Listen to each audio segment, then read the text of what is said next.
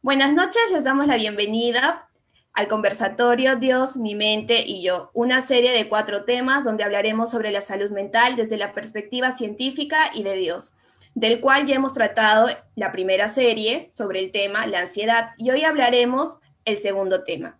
Antes de iniciar, les informamos la dinámica del evento. Para los que están en Zoom, comentarles que los micrófonos se mantendrán cerrados. Sin embargo, recogeremos las preguntas que tengan durante el conversatorio por el chat del Zoom.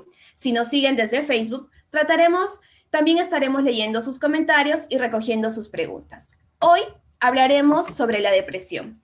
Este es quizás uno de los temas que más nos cuesta hablar. Muchas veces es preferible tratar o quizás simplemente ignorarlo. Por lo tanto, podemos preguntarnos, ¿cuál es el verdadero impacto en mi mente cuando no trato este problema? Por ello, hoy tendremos como panelistas a 2 personas que nos ayudarán a disipar nuestras dudas. La primera panelista es la doctora Sara Ruiz. Es médico con especialidad en psiquiatría y formación en terapia dialéctica conductual, MDR, entre otras. Actualmente labora en el Hospital Hermilio Valdizán. Buenas noches, doctora Sara.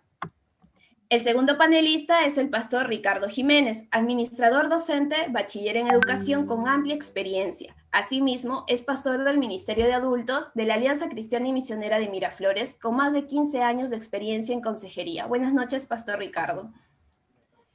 Iniciaremos preguntándole al pastor Ricardo, en sus años de experiencia en consejería, ¿cuál considera usted que es el concepto que tienen las personas cuando se refieren a la depresión?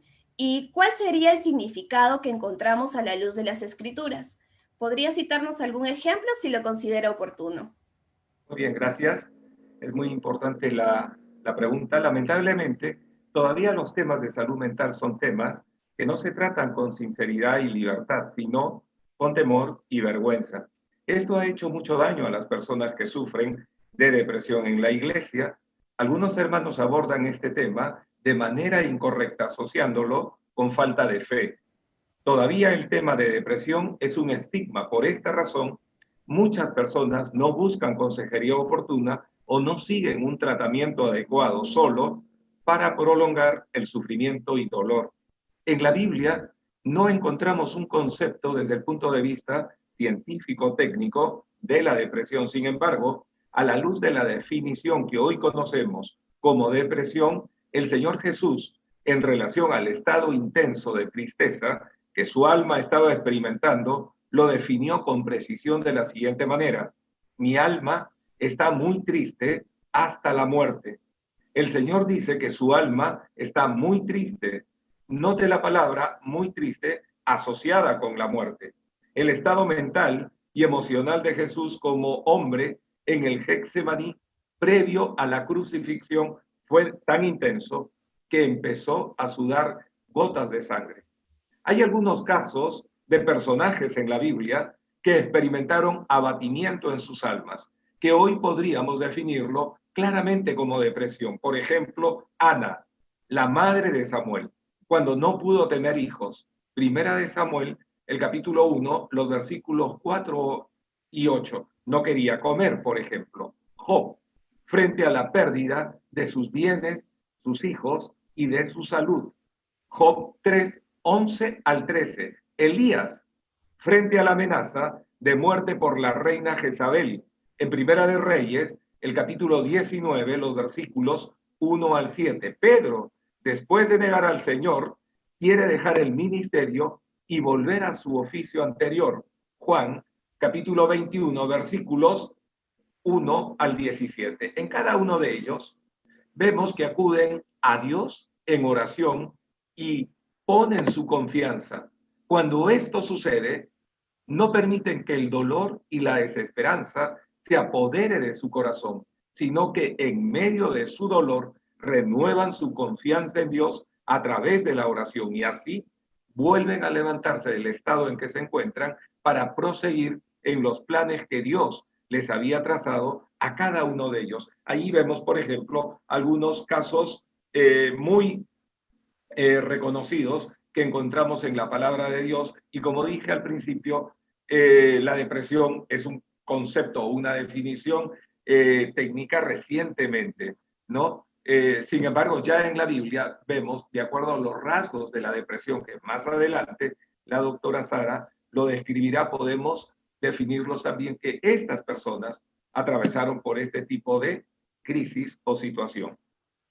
Muy valioso el aporte para iniciar este foro, considerando que este 2020 ha sido un año de cambios drásticos a nivel mundial. Uno de los sucesos más tristes a los que nos hemos visto expuestos es la imposibilidad de estar cerca a las personas que amamos, ya sea por el proceso de enfrentar la enfermedad del COVID-19 o aún peor, en varios casos, al perder un ser querido. Ni siquiera se ha podido compartir estos espacios para procesar el dolor. Aunque entendemos de manera racional que esta es una medida sanitaria que busca protegernos, no evita que sintamos el dolor o que contengamos la tristeza, porque por ende las cifras de depresión parecen haber aumentado en este contexto. A esto le sumamos los problemas económicos, laborales o al aumento del conflicto dentro de la dinámica familiar. Doctora Sara, ¿esto es depresión o está mal interpretando los conceptos? ¿Cómo define la psiquiatría la depresión desde la salud mental y qué lo puede provocar verdaderamente? Buenas noches con todos. Para poder compartir o comentarles acerca de los trastornos depresivos, voy a compartir algunas imágenes para que poder expresar bien lo que he traído para ustedes. Recordemos que los trastornos depresivos son trastornos de salud mental que también son considerados también son considerados un problema de salud pública. Y esto es debido a que tienen una prevalencia bastante alta. A ver, ahí está. De hecho, a nivel mundial, los trastornos depresivos tienen una prevalencia entre el 8 al 12%. Estamos hablando de que 1 de 10 adultos tiene un cuadro de este tipo, ¿no? Para el 2030 se considera que va a ser la primera causa de discapacidad a nivel laboral. Entonces es un tema del cual es importante conversar. Pero creo que antes de poder definir lo que es un trastorno depresivo, tenemos que comenzar definiendo lo que es la tristeza, ¿sí? ¿Por qué creo que es importante que definamos esos conceptos? Porque a veces usamos este término, depresión, de forma muy suelta, ¿no? Hemos escuchado algunas veces que dicen, estoy con la depre, no quiero salir porque estoy deprimido, en realidad yo ya estoy deprimido, y hay una especie de manoseo de esta palabra. Entonces creo que es bueno que definamos. La tristeza, al igual que la ansiedad, que conversamos hace un par de semanas, es una emoción. Por lo tanto, la tristeza es algo normal en el ser humano, suele ser pasajera y algo muy importante es que es reactiva a algún evento. Hay algo que me genera esa tristeza. Como es algo humano, no necesita ningún tipo de terapia, no necesita ningún tipo de fármaco y lo que sí es un síntoma de la depresión, pero no es sinónimo de depresión. Cuando hablamos de un cuadro depresivo o de un trastorno depresivo, cuando esta tristeza, esta emoción comienza a cronificarse. Estamos hablando de un criterio de temporalidad para hablar de un trastorno depresivo. Y específicamente hablamos de un tiempo mínimo de 6 meses, según las guías clínicas, donde lo que predomina son síntomas de los que voy a hablar en un momento, y donde obviamente el trastorno depresivo sí se considera como un problema psicológico, dura más tiempo, lo que les he comentado, los 6 meses, va a manifestar una apatía o esta incapacidad para experimentar placer. Sí suele necesitar un apoyo psicológico, psiquiátrico, y bueno, no siempre hay un motivo para estos cuadros depresivos. Se asocia a varios síntomas inespecíficos, también como conversamos en la ansiedad, como cansancio, problemas de sueño, problemas de apetito.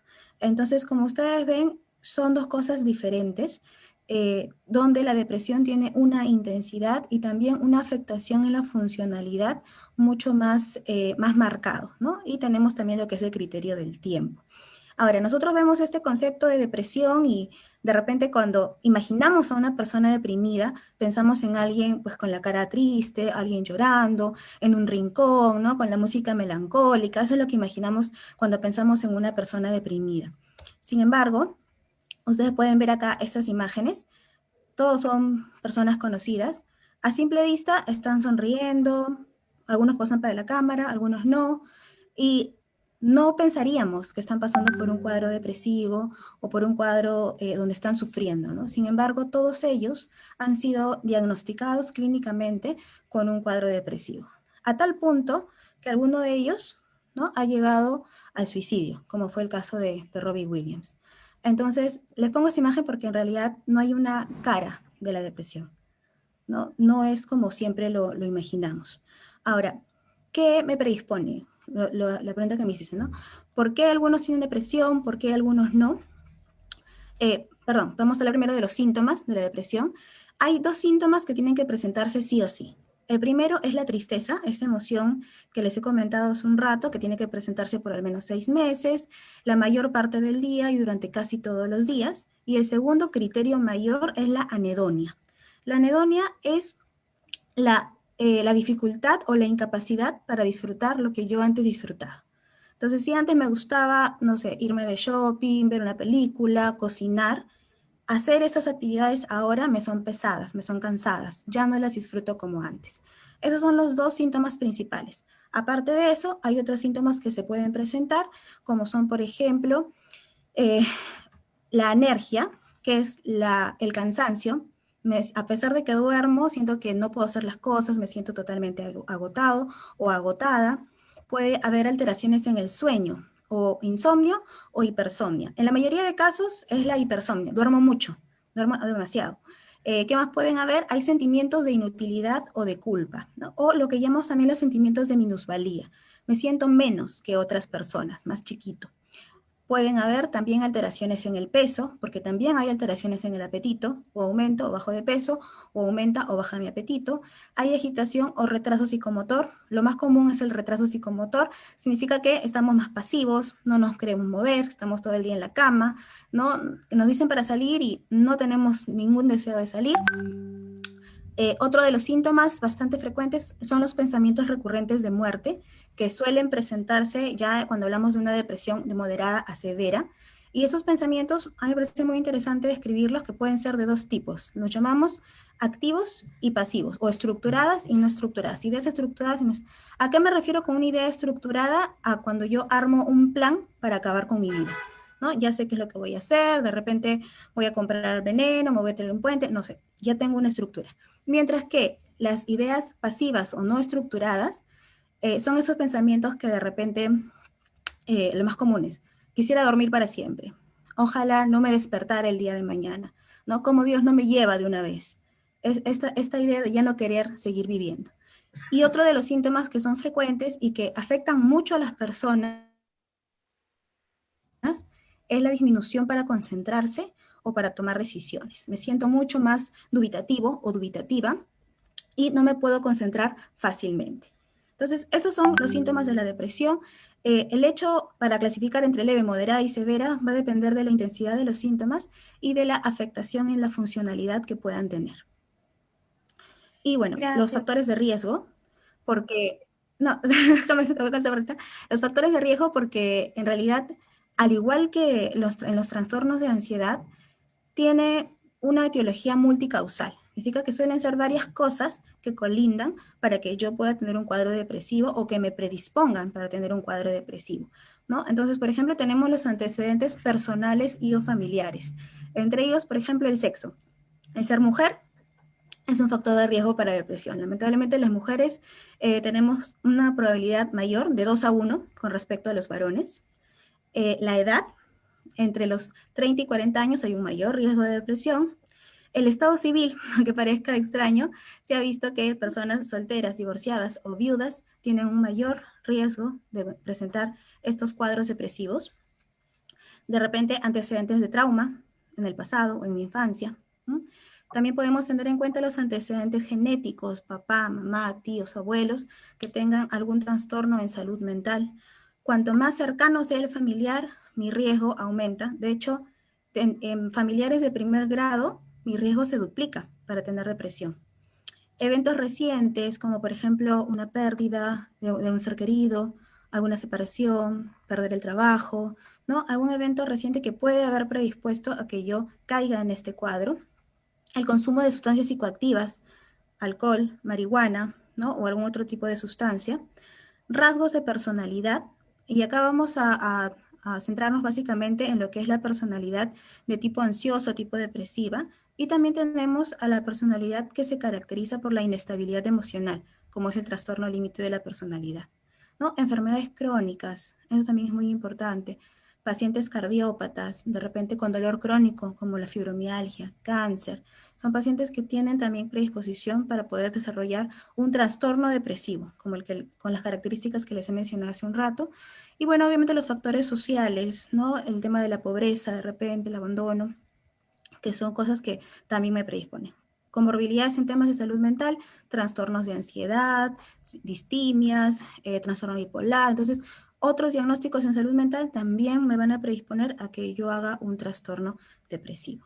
Entonces, con eso creo que sí respondo lo que me estabas preguntando, Lili. Voy a dejar de Sí. compartir la pantalla.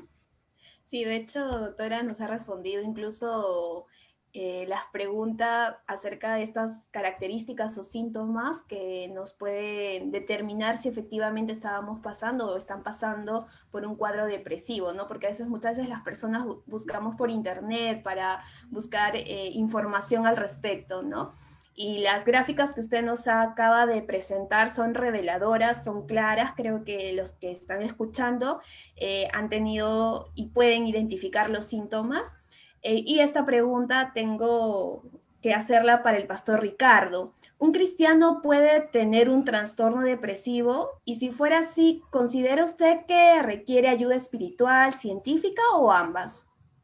Muy bien, muy interesante la pregunta. Creo que ya hemos visto anteriormente algunos personajes bíblicos y ha hecho una descripción detallada de los antecedentes, las características, ¿no? En su grado incluso de la depresión, si esta depresión es una depresión leve, es una depresión moderada o es una depresión severa. Sin embargo, obviamente vemos que hay que también diferenciar entre lo que es una depresión por causas externas, llámese factores sociales, por ejemplo, el desempleo y un desempleo prolongado.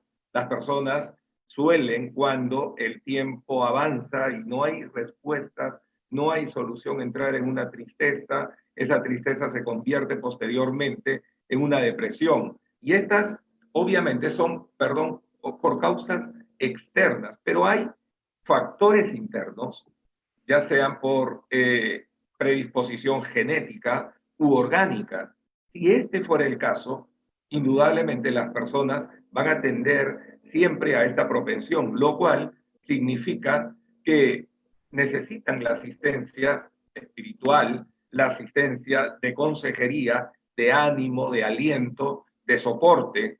Pero si el caso persiste y la persona va deteriorándose en su salud, abandonándose, encerrándose, dejando de comer, no duchándose, etcétera, ya vemos que obviamente requiere de un tratamiento médico, de un tratamiento científico, lo cual es oportuno llevarlo a una asistencia médica, porque esto podría luego generar una serie de problemas mentales. Y uno de los más graves, siempre la depresión, muchas veces cuando se va prolongando en el tiempo, va generando pensamientos negativos, pesimistas, de desesperanza, donde no hay un futuro claro, donde todo es gris, donde todo se vuelve sombrío y probablemente en esa realidad de ir creando este tipo de pensamientos se va asociando el factor muerte.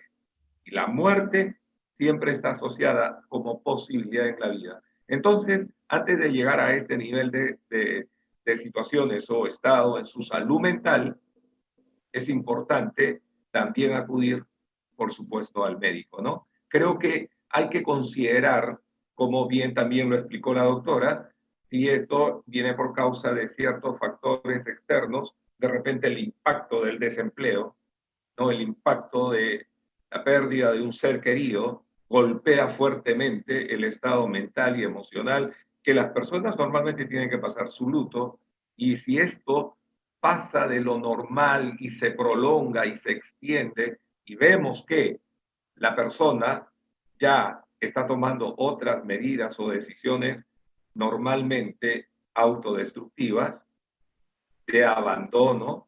Por supuesto que hay que acudir a la consulta médica y buscar inmediatamente apoyo en ese sentido. Muchas gracias, Pastor Ricardo. Doctora Sara, tengo una pregunta. ¿Hay alguna explicación para estos síntomas de la depresión? Sí, de hecho sí la hay y me gustaría compartirles nuevamente otra imagen para que puedan entender esto.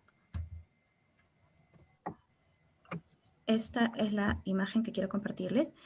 Este es un estudio de imágenes, es una tomografía por emisión de positrones, que lo que hace este estudio es evaluar la funcionalidad del cerebro, ¿no? Entonces, acá tenemos un comparativo entre lo que es un cerebro normal y un cerebro con depresión, ¿no? Entonces, ustedes pueden...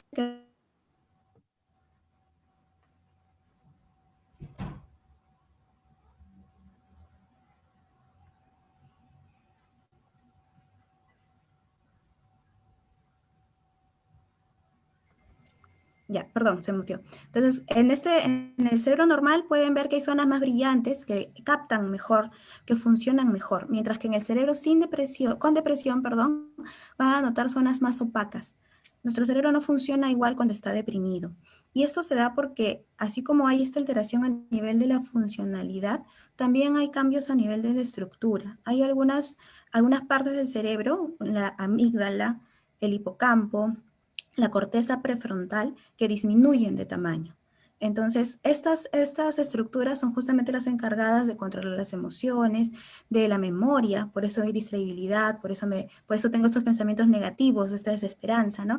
Entonces, pueden ver que hay cambios también orgánicos en un cerebro con un trastorno depresivo. ¿Sí? No hablo de una tristeza, sino hablo de un trastorno depresivo diagnosticado. Entonces, quería dejarles las imágenes para que puedan ver que no es un tema de, a veces decimos, no, es un tema de mañosería o de engreimiento o de que no quiere poner de su parte. Hay cambios que se dan. Entonces, creo que con eso sí respondo lo que me has preguntado.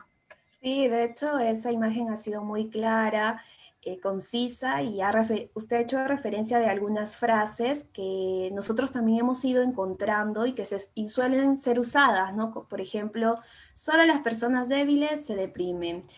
Si pusieras de tu parte, no estarías así.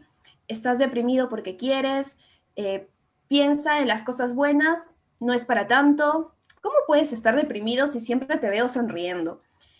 Doctora Sara, ¿estos son mitos o realidades? ¿Para salir de la depresión basta con mi voluntad y poner de mi parte? Como hemos visto en las imágenes, hay cambios orgánicos, entonces van más allá de la voluntad. De hecho, todo lo que has mencionado son frases que de repente hemos escuchado todos en algún momento cuando se han referido a temas depresivos o a una persona que sufre de depresión y de repente hasta hemos compartido alguno de estos pensamientos. El problema es que si hay una base orgánica, hay cambios a nivel estructural, a nivel de la funcionalidad del cerebro, supera el tema de la voluntad, ¿no? Y también les he traído algunos otros mitos que estoy compartiendo ahorita para que puedan más o menos entender, ¿no? Entonces, por ejemplo, acá tenemos otras frases muy conocidas. Eres muy pesimista. Lo que tienes que hacer es salir a dar una vuelta y verás cómo se te pasa. Tienes que intentar estar bien. No tienes razones para estar mal. Siempre estás igual. Si yo puedo, ¿por qué tú no vas a poder? A ver si se te va pasando ya la tontería, ¿no? Entonces, yo quería mencionar esta frase porque quiero que entiendan a veces lo incoherente que puede ser decir esto. De hecho, muchas de esas frases son bien intencionadas, porque la intención de la persona es recapacitar a la persona, generar un cambio, ¿no? Que comience a mejorar. Sin embargo, le estamos diciendo a la persona que lo que está sintiendo no está bien, estamos invalidando a la persona. Esto es, haciendo un ejemplo con un problema físico, es como decirle a un diabético, ¿por qué eres diabético? ¿No? O decirle a una persona con cáncer, es tu culpa que estés con cáncer. Si estás con cáncer, porque tú quieres, ¿no? Así de lógico podría sonar cuando hablamos hablando de un trastorno depresivo tal cual. Entonces, acá les estoy mencionando también, o les estoy dejando algunas frases que de repente podríamos decirle a una persona que está pasando por un cuadro de este tipo. Las cosas van a mejorar, deseas que te acompañe, vamos a dar una vuelta, hay emociones que son intensas, estaré disponible para conversar o para compartir si es que así lo quieres. ¿Qué es lo que te preocupa? ¿No? Interesarnos por la persona. ¿Cómo te encuentras hoy? ¿Puedo ayudarte en algo? O de repente entiendo lo duro que es, pero estoy seguro de que conseguirás superarlo, ¿no? O no estás solo y lo haremos juntos. Entonces, es importante que valoremos qué es lo que estamos diciendo y el nivel de afectación que puede tener en la persona. Muy interesante, doctora Sara, la importancia de las frases que solemos utilizar, ¿no? Sin embargo, se dice que la depresión tiene muchas caras. Es usual que una persona con trastorno depresivo intente ocultarlo o ignorarlo hasta que ya no pueda más. En el caso del cristiano, muchas veces reconocer que se siente deprimido lo hace entrar en un conflicto de fe, porque no se supone que deba sentirse así. Entonces, tengo una pregunta para ambos. Pastor Ricardo, doctora Sara, ¿de qué manera debemos acercarnos a una persona que pasa por un proceso de depresión? ¿Qué acciones o actitudes podemos evitar para ser de ayuda? Pastor Ricardo. Gracias. En primer lugar, debemos acercarnos con sensibilidad, respeto y compasión. Esto es una actitud que debemos nosotros predisponernos, porque fácilmente podemos empezar a emitir frases, estas conocidas que ya también se han expuesto, pero ¿qué te pasa? Tú eres un hijo de Dios, ¿dónde está tu fe? Con expresiones como estas, indudablemente terminamos, en primer lugar, invalidando el estado, la salud en el que se encuentra la persona. Y esta no debe ser la actitud correcta. Las acciones que debemos obviamente evitar son de juicio, condenación o invalidar su depresión, diciéndole, por favor, los cristianos no podemos estar tristes. ¿Dónde está tu fe? Debemos evitar ser como los amigos de Job, que se presentaron con una decisión de juicio y le dijeron a Job, recapacita ahora, ¿qué inocente se ha perdido? ¿Y en dónde han sido destruidos los rectos? Como yo he visto, los que harán iniquidad y siembran injuria, la ciegan. Tú estás cosechando lo malo que has hecho. Perecen por el aliento de Dios y por el soplo de su ira son consumidos. Esto lo vemos en Job, el capítulo 4, los versículos 7 al 9. Obviamente, esta no tiene que ser la actitud para poder acercarnos y abordar a una persona que está pasando por una situación en el que normalmente las personas se encuentran en estado de desesperanza, de abandono, se encuentran sin posibilidades de ver un futuro claro, están sufriendo, están aterrados y lo mínimo que nosotros debemos hacer, y es que no vamos a contribuir de manera positiva, es callarnos, orar por estas personas y manifestarles simplemente, mira, ya sabes que cuentas conmigo, estaré orando por ti. Si necesitas hablar, cuenta conmigo, llámame con total confianza. Son expresiones que vamos a dejar en el corazón, en la mente de esta persona y por supuesto, como dije anteriormente, también la mente va alterándose y lamentablemente de una manera negativa. Y dentro de esa alteración, obviamente, está la posibilidad del suicidio muchas veces.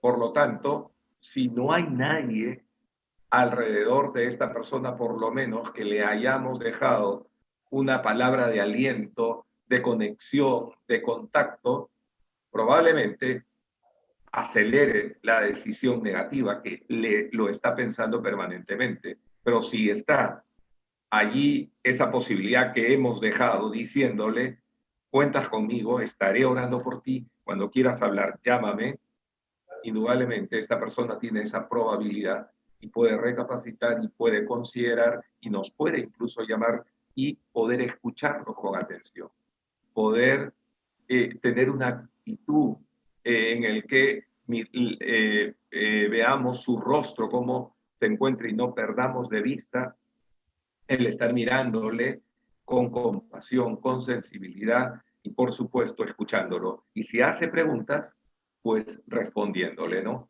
Y si yo puedo decirle, ¿tú crees en este momento la posibilidad de poder acudir a buscar apoyo médico y buscar la forma con la familia, con los hermanos, con los amigos, de canalizar rápidamente este tipo de ayuda. Porque indudablemente las señales que ya viene dando pueden estar siendo muy negativas y por supuesto podemos llevarnos una pésima o triste noticia de una mala decisión en un estado de alteración que normalmente las personas toman en situaciones así. Por eso debemos hacerlo con misericordia, con compasión y dejar puentes antes que levantar barreras en la mente y en el corazón de esa persona. Muchas gracias, pastor. Doctora Sara, ¿qué otras recomendaciones nos podría brindar? En realidad lo que ha hecho el pastor ha estado bastante completo, así que voy a redondear un poco la idea. De hecho, el tema de la invalidación, vamos a hablar un poco del concepto, que la invalidación es la acción donde yo minimizo o anulo la forma en que la otra persona puede estar sintiendo o pensando. Entonces, los comentarios que mencionaste o que les mostré en la pantalla hace un rato son comentarios invalidantes. De hecho, como les comenté, suelen ser bien intencionados, pero no dejan de ser invalidantes. Entonces, si yo soy invalidante con la persona, estoy anulando lo que siente, lo que piensa, además de la tristeza, le puedo agregar una mayor carga, ¿no? Creo que ya lo hemos conversado también en el tema pasado. Aparte de la tristeza, le puedo agregar culpa, le puedo agregar decepción o impotencia. Entonces, lejos de ayudar, puedo estar boicoteando más a la persona. Otra de las actitudes, aparte de tener una actitud validante, es también tener una actitud de no juzgar. Recordar que todos podemos pasar por un cuadro de este tipo y en realidad la verdad, la triste verdad es que hasta que alguien no pasa por un cuadro así, no termina de entender lo que la otra persona está sufriendo. Entonces, por lo tanto, tratar de ser más empáticos. La empatía de repente es un concepto donde habla de que tratemos de ponernos en el zapato de la otra persona. Es un concepto muy idealista, porque en realidad cada persona es tan diferente, tiene una historia también tan diferente, que ponernos en el zapato de otra persona es algo muy complicado. Yo no hay forma que yo pueda entender a ciencia cierta qué es lo que piensa o cómo está sintiendo, pero sí puedo intentarlo. Entonces creo que el hecho de que vean que estamos haciendo el esfuerzo por entender, por ayudar, por estar ahí, es un apoyo bastante fuerte. Buscamos una dualidad, la dualidad entre aceptar que está pasando por una situación difícil, aceptar esa situación y al mismo tiempo motivar al cambio, motivar a seguir mejorando, a crecer, ¿no? Esa es a la dualidad a la que hay que llegar. Y comento esto de los juicios porque estamos en una sociedad donde los juicios se emiten muy fácilmente, ¿verdad? Creo que las redes sociales nos han hecho un poco insensibles en ese sentido y es muy fácil hacer un comentario de acuerdo a determinada conducta o a determinado comentario que se hizo y se puede terminar destruyendo a la persona y realmente no sabemos por lo que puede estar pasando cada persona. Recordemos nuevamente la imagen de las caras sonriendo, ¿no? Podemos ver a alguien que de repente está feliz en una foto en redes sociales, pero en realidad no sabemos qué es lo que está pasando dentro, ¿no? En su cabeza o en su casa.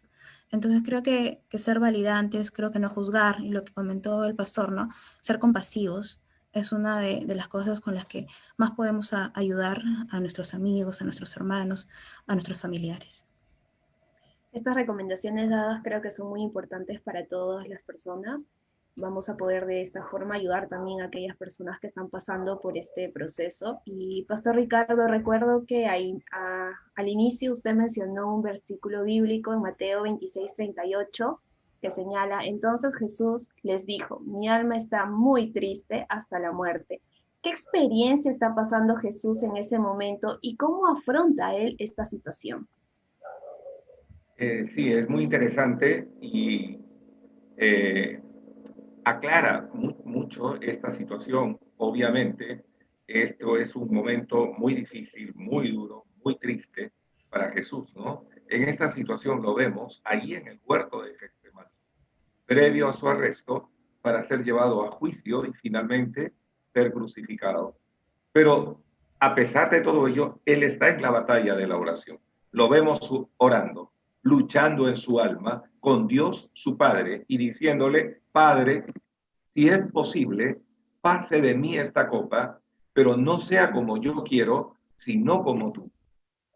Es profundamente horrible y espantoso la experiencia de Jesús en el Getsemaní, siendo el Hijo de Dios, santo, inocente y sin pecado, apartado de los pecadores, fue tratado por Dios como al pecado mismo, por causa nuestra.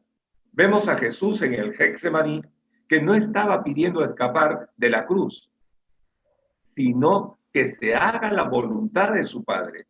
Es difícil de entender, pero lo cierto que Jesús nos dice en ese contexto que su alma está muy triste hasta la muerte. Había llegado a niveles extremos de tensión, de dolor en el alma, de sufrimiento, que por supuesto los vasitos capilares se revientan y empieza a sudar sangre. En esta situación Jesús vemos también que lo afronta y lo afronta en oración. Una vez, dos veces, tres veces, lo vemos que va a orar insistentemente para que finalmente, una vez allí en el secreto con su Padre, entienda que ya el plan estaba definido y que tenía que llevarse a cabo, se levanta y se dirige a sus discípulos que están dormidos y les dice: dormid y descansar. He aquí ha llegado la hora y el Hijo del Hombre es entregado en mano de pecadores. Por supuesto, vemos allí que la oración fue el elemento contundente a través del cual el mismo Señor Jesucristo luego nos recomienda a cada uno de nosotros que debemos orar y velar para no entrar en tentación, incluso en la tentación de evadir, de no asumir nuestras responsabilidades espirituales. Y ahí, por supuesto, vemos quién estaba permanentemente rondeando, como dice la Biblia, que anda como león rugiente. Aún el mismo Señor Jesús estaba sufriendo la presión espiritual, pero Él está allí orando, orando y orando, y no baja la guardia a través de la oración, y de esa manera se fortalece espiritualmente, emocionalmente, mentalmente, y su voluntad se conecta con la voluntad de su Padre, y lo vemos que se levanta y se dirige a sus discípulos y finalmente enfrenta la cruz por causa de cada uno de nosotros. Realmente es inexplicable lo que estamos viendo ahí en ese cuadro del Getsemaní. Es tremendamente, profundamente, pero algo de luces nos da este pasaje para entender el estado en el que puede encontrarse una persona cuando en su alma está llevando una carga tan fuerte, tan dura y tan pesada, pero que también nos muestra cuál es la salida, cuál es el recurso que debemos echar mano cada uno de nosotros para enfrentar este tipo de situaciones sin evadir, escapar o dejarnos abatir por la tristeza que, por más dolorosa, que pueda estar golpeando a nuestras almas. Gracias a Dios que encontramos en la palabra de Dios salida a través de la comunión con nuestro Padre a través de la oración. Esto es lo que vemos ahí, una situación muy profundamente dolorosa, trágica, pero que ahí estaba llevándose a cabo en ese momento la decisión más importante para toda la humanidad, la decisión de Jesús de enfrentar la muerte de cruz, cargando con nuestros pecados para el perdón y la vida eterna de cada uno de nosotros. Y gracias a Dios por esa situación. En realidad es algo maravilloso encontrar esperanza, encontrar salida, encontrar recursos para que nuestras almas no se hagan estrechas, para que nuestras almas no se agoten o se rindan frente a la adversidad o situaciones que físicamente, humanamente, no las podríamos enfrentar o superar. Pero con la ayuda de Dios, a través de la oración, podemos superarlo y levantarnos para seguir en los propósitos de Dios. Eso es lo que encontramos allí en este texto. La importancia de la oración, ¿no? Como lo mencionó Pastor. Y esto me lleva a preguntarle a la doctora Sara, ¿en qué caso será necesario iniciar una medicación? Porque pareciera que lo único que les da más miedo a las personas que la misma depresión es el miedo a la medicación. ¿Cuál es el objetivo de usar pastillas, doctora? Me ha sacado una sonrisa el comentario porque es totalmente cierto. A veces las personas se asustan más cuando les indicamos que una medicación los puede ayudar. Hay que recordar algo, la medicación se indica cuando es necesario. El objetivo de la medicación es estabilizar al paciente. ¿Cuándo es necesario? Específicamente cuando se afecta la funcionalidad. Ahora, como les he mencionado, dentro de las causas de la depresión, no es una, ¿verdad? Son varias. Por lo tanto, cada caso es individual.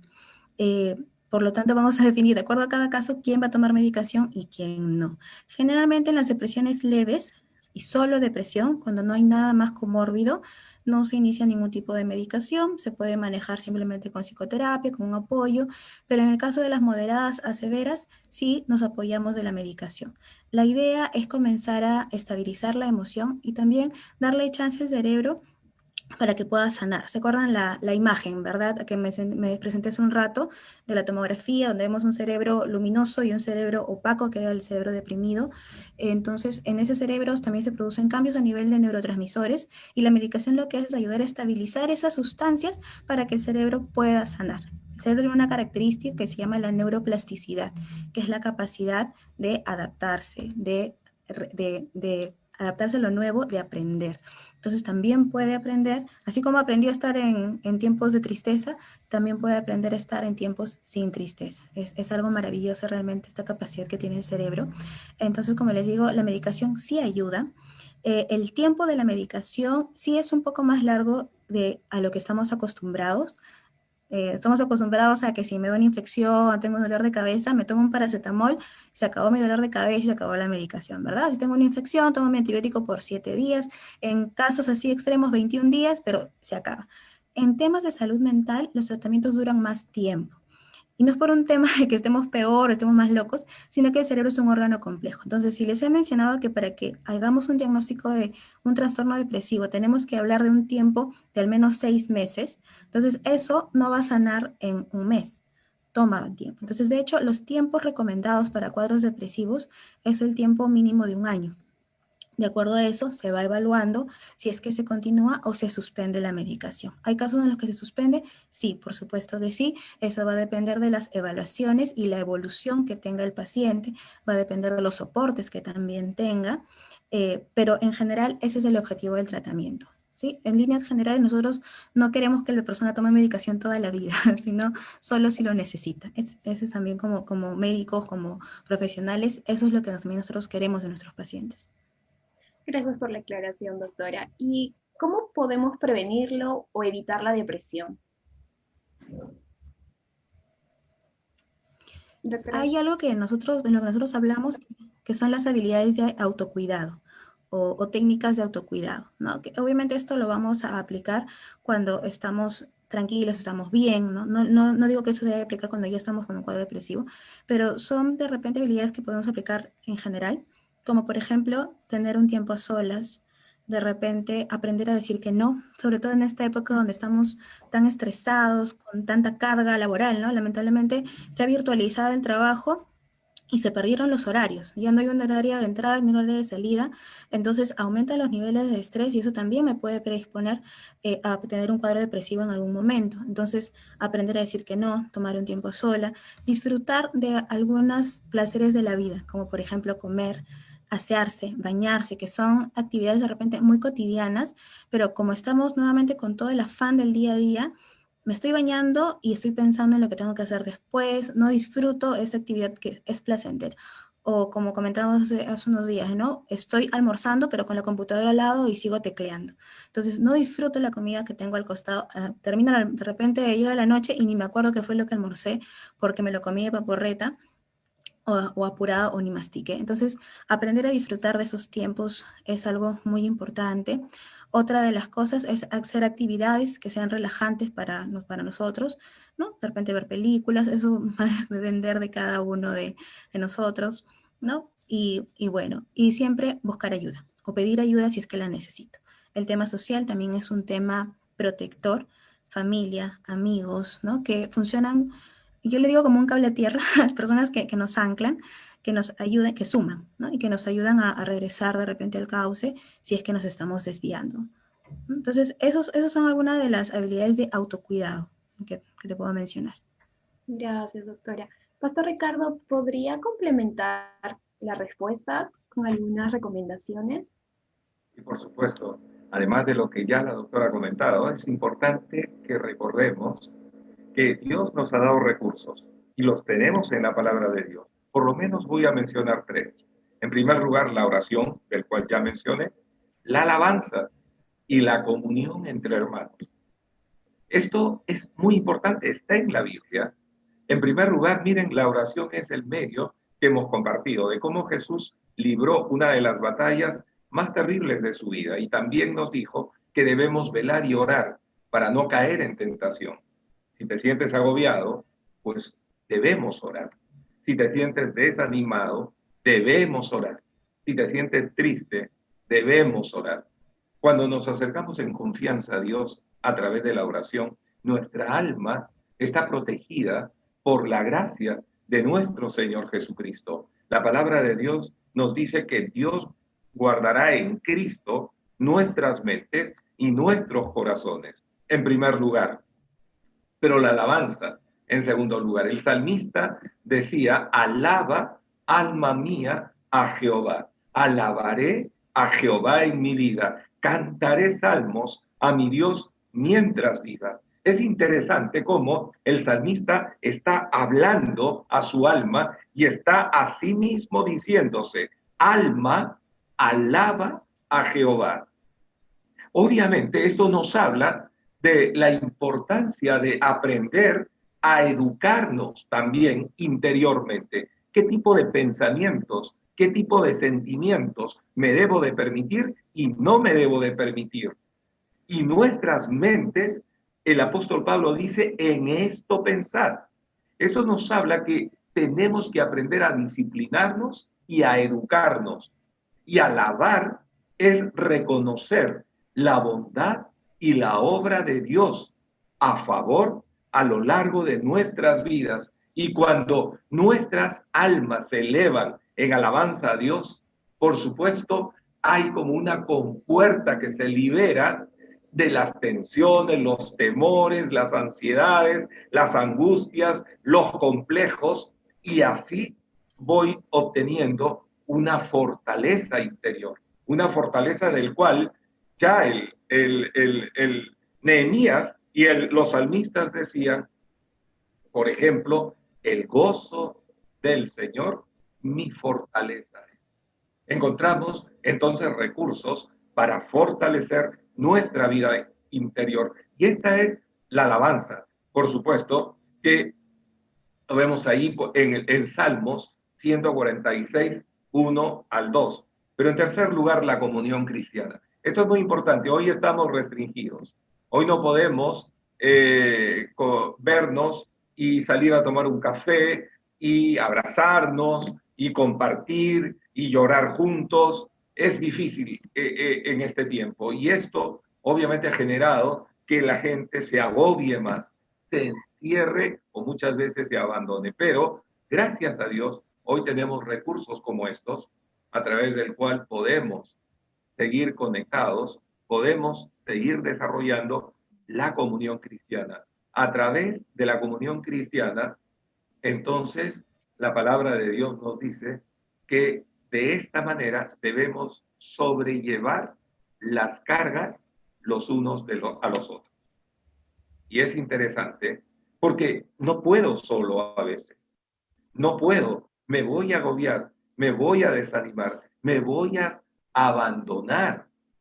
Y como decía la doctora, una de las características de abandono es cuando ya la persona no quiere levantarse de la cama, no quiere salir de su dormitorio, no quiere cambiarse de ropa, no quiere bañarse, no quiere afeitarse, en el caso de un hombre, y está allí y va esto, por supuesto, ahondándose, no quiere comer, después no quiere conversar con nadie, Y vamos viendo estos procesos tan negativos que la comunión cristiana nos permite disfrutar, nos permite sentirnos vivos, sentirnos amados, sentirnos importantes, valiosos frente a los demás hermanos que validan y son de soporte para nuestras vidas. Entonces, no hay que olvidar estos tres elementos fundamentales que la Biblia nos ha dejado como recursos espirituales. En primer lugar, la oración. En segundo lugar, la alabanza. En tercer lugar, la comunión cristiana. Qué interesante lo que nos comentan. En el primer conversatorio quedó pendiente una pregunta que prometimos responderla y es para la doctora Sara. ¿Es posible eliminar totalmente la depresión o puede dejar alguna secuela? Bueno, nuevamente les repito, cada caso es muy particular. Si me hablas de forma general, sí, sí es posible eliminar la depresión.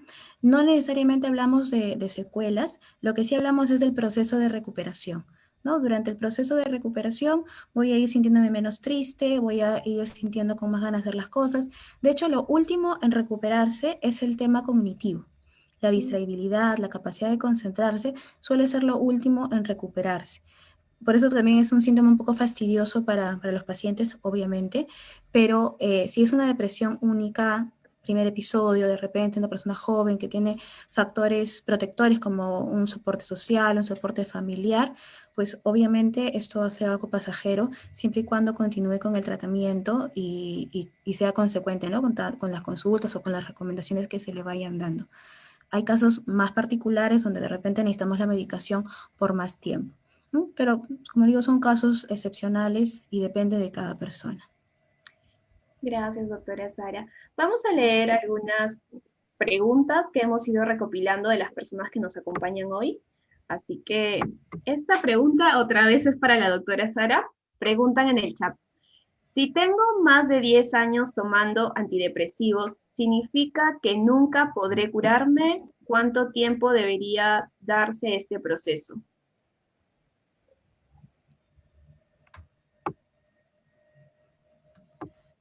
Doctora Sara. Yeah. Sí. Perdón. En realidad, como les digo, va a depender del diagnóstico.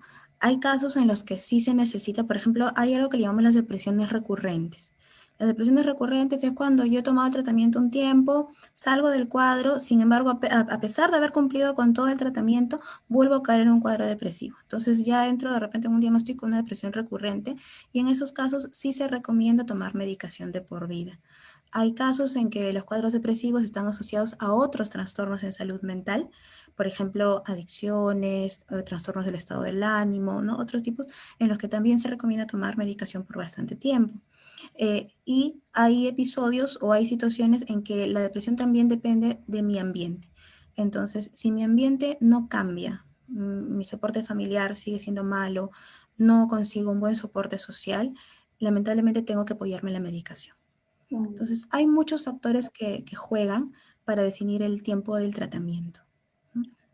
Gracias, doctora. Doctora, hay otra pregunta para usted también. ¿Por qué se da que las personas con depresión se aíslan demasiado y duermen mucho? ¿La falta de apetito también es un síntoma? Sí, la falta de apetito también es un síntoma de depresión, es uno de los síntomas secundarios, pero sí se presenta. ¿Por qué es que no queremos salir? Porque estos cambios que se producen en el cerebro no nos permiten tener una visión optimista del futuro o de la vida. Hay un efecto que le llamamos los efectos de los lentes oscuros, que es muy característico de las personas deprimidas, porque como que ven todo a blanco y negro, con sombras, no ven las cosas a color, como normalmente debería de ser.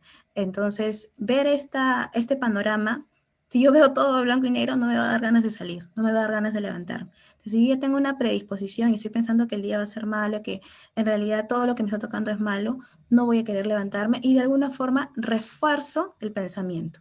Entonces, entro en una especie de ciclo donde sigo, me aíslo más, no quiero salir, no, ya no quiero conversar con nadie, ¿no? Y a veces el hacerle caso a alguno de estos síntomas, lo único que hace es aumentar o profundizar más el cuadro depresivo. Pero también hablamos de algo llamado la activación conductual. Cuando estamos así, a pesar de la tristeza o del no deseo de hacer las cosas, lo que hace la activación conductual es, entre comillas, obligarnos a estar más activos, a hacer cosas que nos agradan regularmente.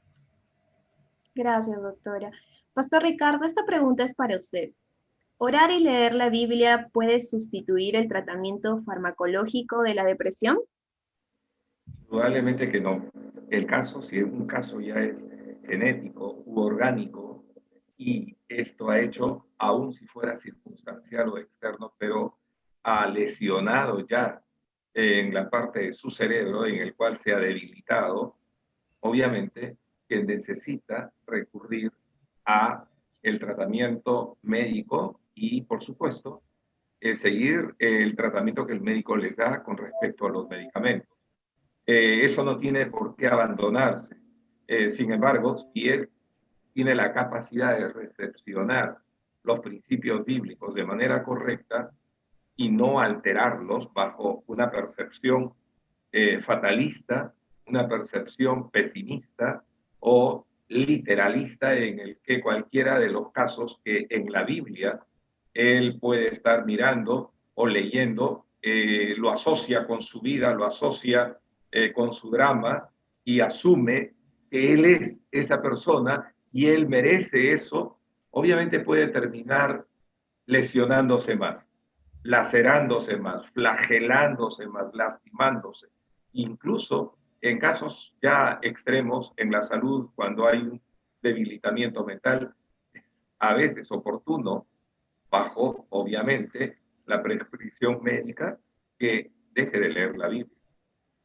No porque sea mala la palabra de Dios, sino porque la percepción de la persona en relación a los textos bíblicos es totalmente distorsionada y ya no contribuye a su salud. Entonces, obviamente, allí hay que animar que las personas sigan con su tratamiento y cuando las personas puedan ir recuperándose, paulatinamente también se le puede ir animando a leer ciertas porciones bíblicas e incluso la alabanza es un medio que sí puede estar ahí contribuyendo al estado de ánimo de la persona, a mejorar su calidad de vida a través de un pensamiento más adecuado, correcto, positivo en un sentido.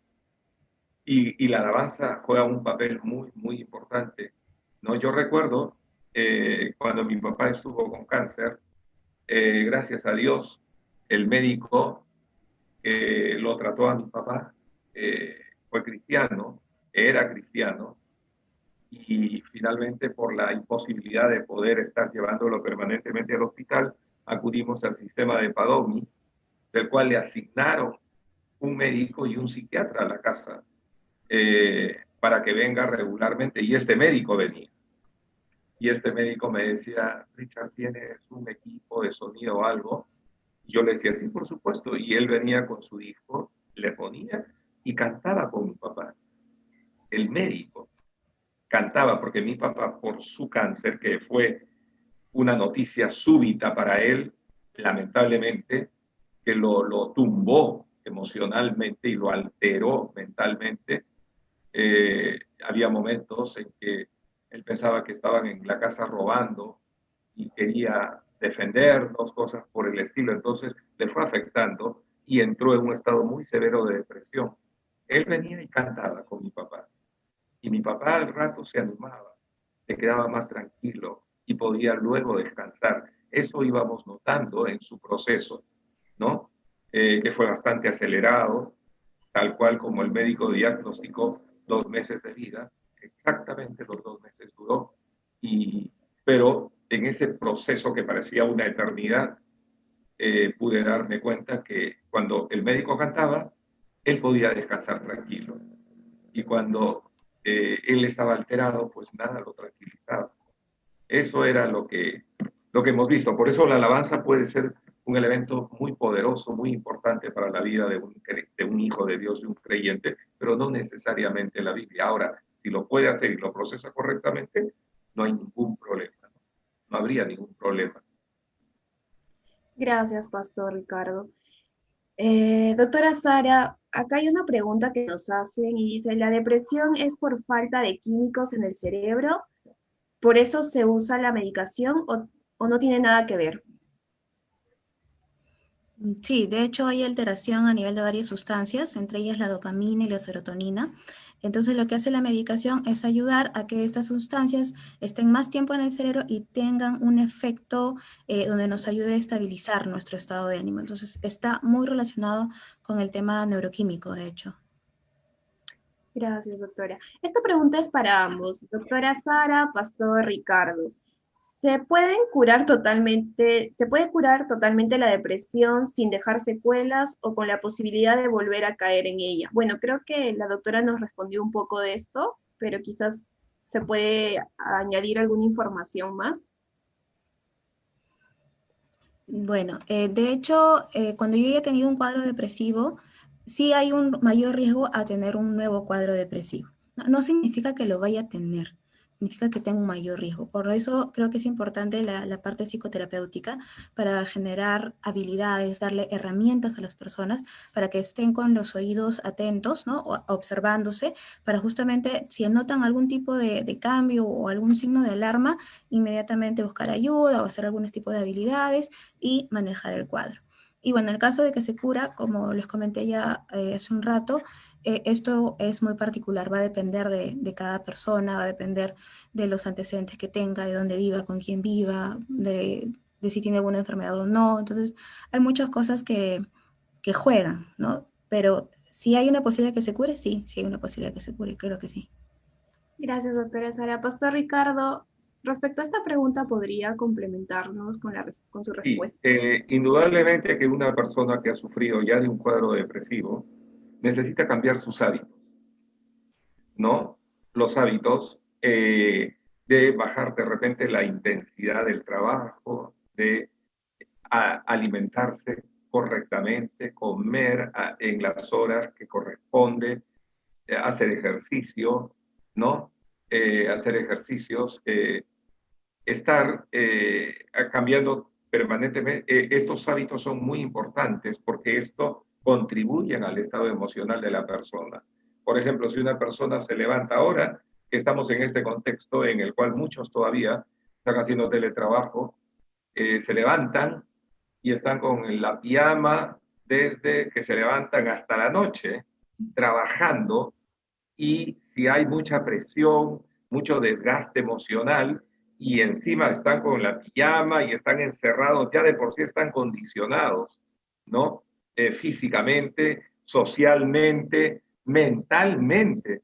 Entonces es importante levantarse como si te fueras a trabajar, bañarte, asearte, cambiarte, estar siempre dispuesto, listo para poder en cualquier momento poder salir y no estar condicionado, no mentalmente y emocionalmente, que contribuye a intensificar ese desgaste emocional de estar allí.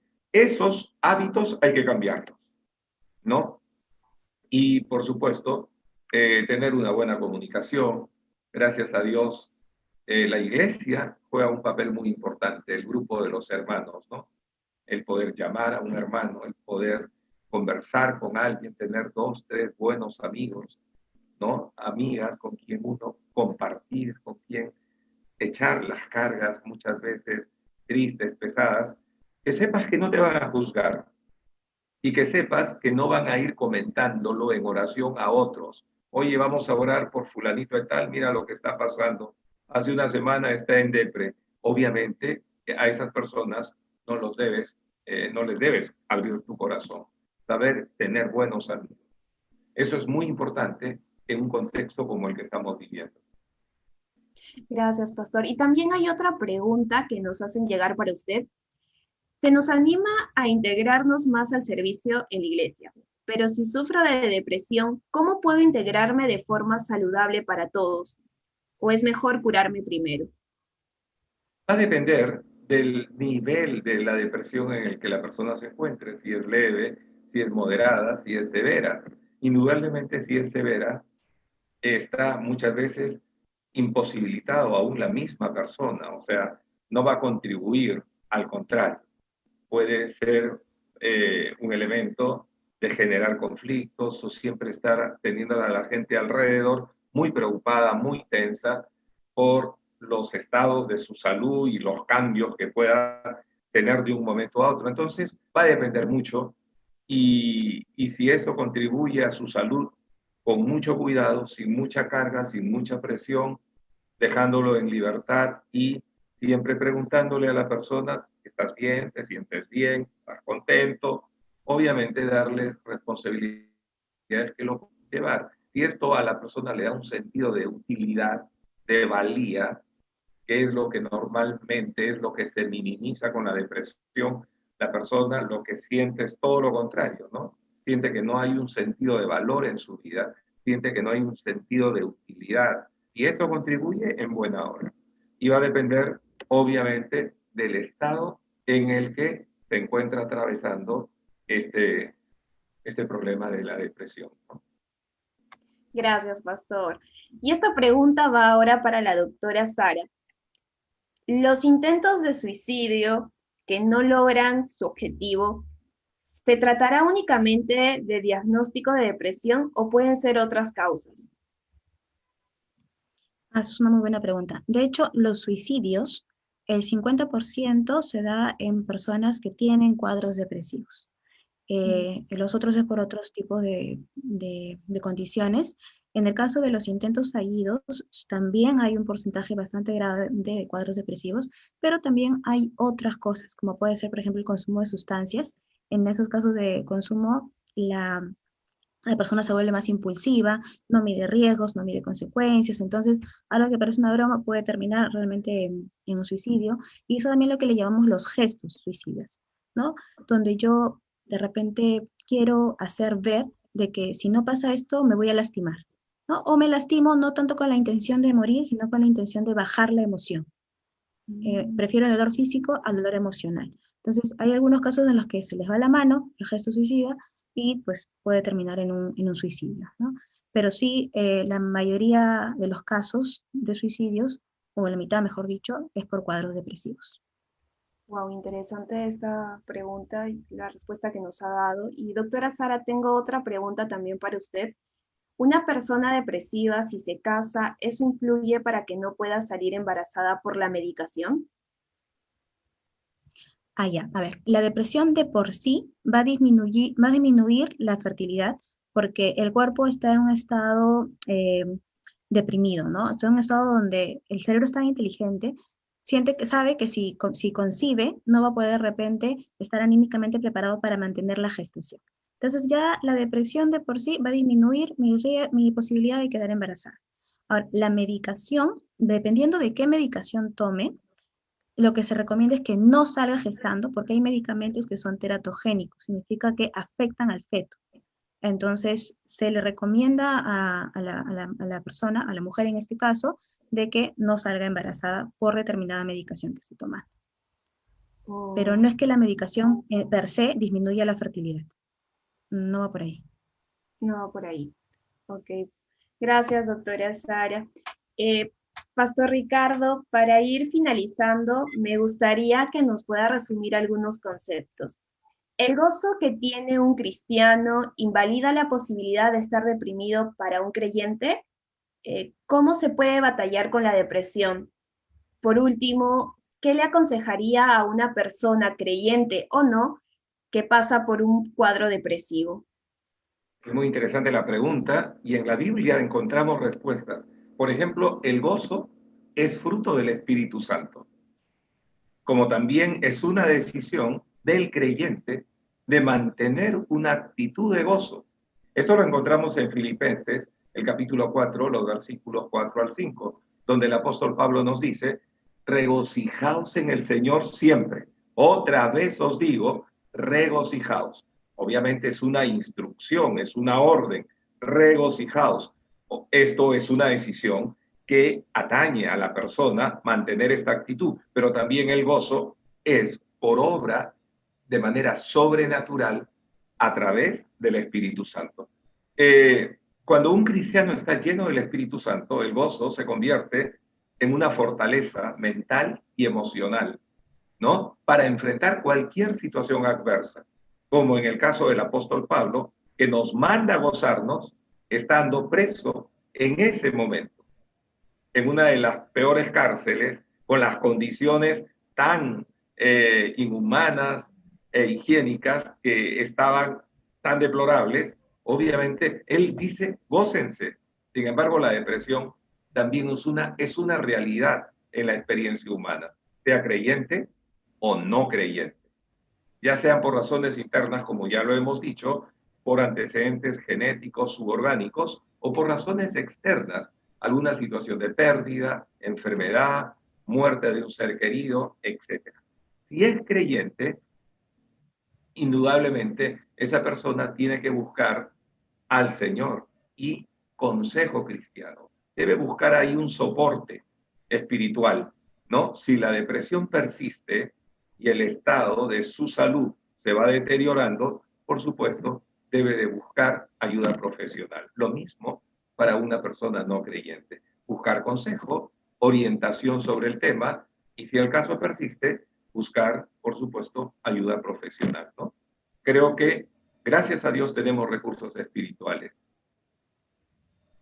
Gracias, Pastor Ricardo. Hay una pregunta interesante que dice, ¿puede un cristiano acudir a un psicoanalista? ¿Alguna corriente de psicoanálisis es recomendada? Bueno, estas preguntas las vamos a responder en el siguiente tema, porque es una pregunta para el tema que viene, el martes 27 de octubre, y es hablar de la salud mental sigue siendo todavía un desafío en pleno siglo XXI porque hay aún mucho desconocimiento. Por eso, desde este espacio queremos contribuir a que podamos examinar nuestros pensamientos desde la perspectiva bíblica que hemos visto no se contradice con el enfoque médico. Antes el tema 3 de esta serie será el martes 27 de octubre a las 8:30. Hablaremos sobre las adicciones y dependencias y esta pregunta va a ser respondida el siguiente martes, la pregunta que hemos hecho.